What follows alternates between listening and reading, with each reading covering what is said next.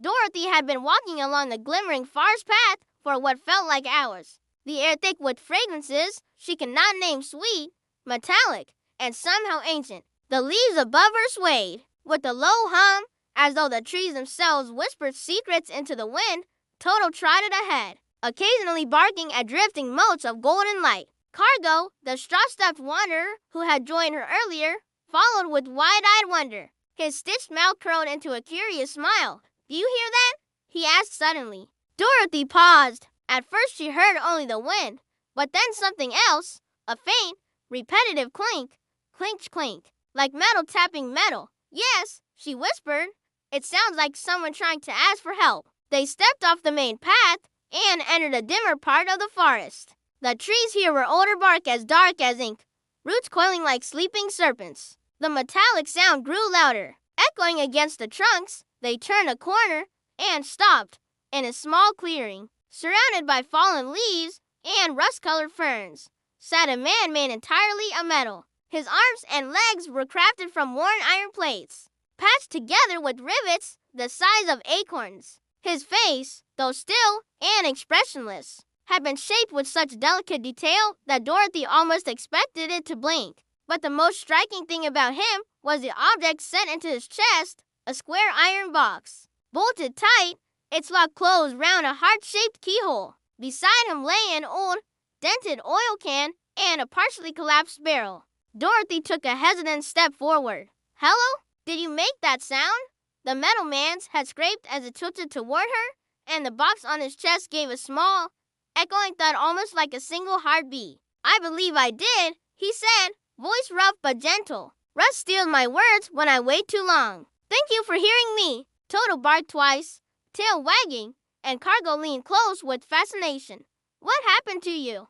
Dorothy asked softly. The metal man lifted his hand and moved stiffly, joints groaning, and touched the locked box. "My name is Tenar," he said. "Once, long ago, I could sense the joy of sunlight, the grief of storms, the warmth of companionship. I knew what others felt, even when they tried to hide it. The villagers used to call me the heart listener." He paused, the metal of his jaw trembling slightly. But a witch of shadows envied such a gift. She believed emotions made the world weak, that empathy was a burden. So she stole my heart, the real one, and trapped it inside this iron prison. Then she hid the key somewhere in the world, far from here. Dorothy felt a weight settle in her chest. "So you can't feel anything anymore?" Tenar shook his head. "Not feelings, only the memory of having them." Kargo stepped closer and tapped his own straw-filled head. "We're all missing something, it seems. But missing things doesn't make us useless." "Dorothy says so." Dorothy blushed faintly.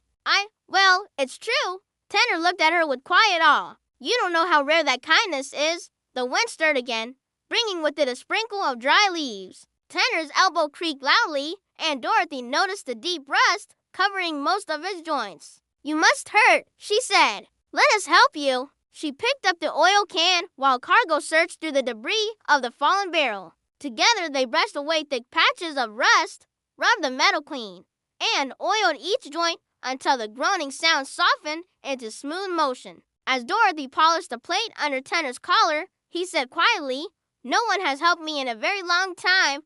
"That's what friends do," she replied. Tenar's had lifted a fraction, the faintest glimmer appearing in the eyes painted upon his metal face. "Friends. I have forgotten what that word felt like when they finished." Tenar rose slowly to his feet. His movements, though still heavy, were more fluid than before. He looked down at Dorothy and Kargo with gratitude that needed no hard to be understood. "I cannot offer you emotions," he said, "but I can offer my strength and my loyalty. If you will have me, I will join your journey. Perhaps, along the way, we may find my key."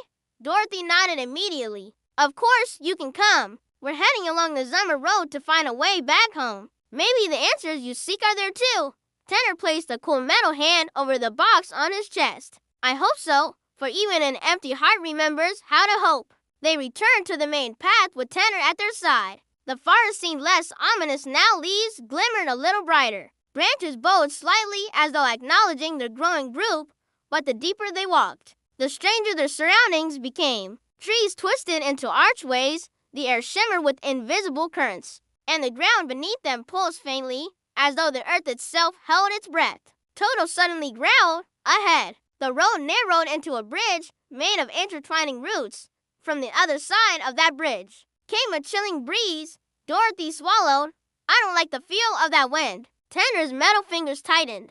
The witch who stole my heart often hides in the places where the world forgets to shine. If she senses motion, she may already know I have awakened.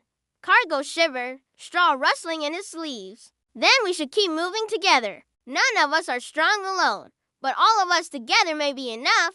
Dorothy nodded firmly. Whatever lies ahead, we face it as one. Tenar looked at her with a steady, silent gratitude. You three may not feel it, he said softly, but standing beside you, my chest feels lighter, as though something inside is listening, waiting, remembering. And with that, the rust-hearted man stepped forward, crossing the root bridge first, his iron plates catching the dim forest light like fragments of long-lost stars. The road beyond twisted into new mysteries, new dangers, and new wonders, but whatever awaited them, Tenar no longer faced it alone.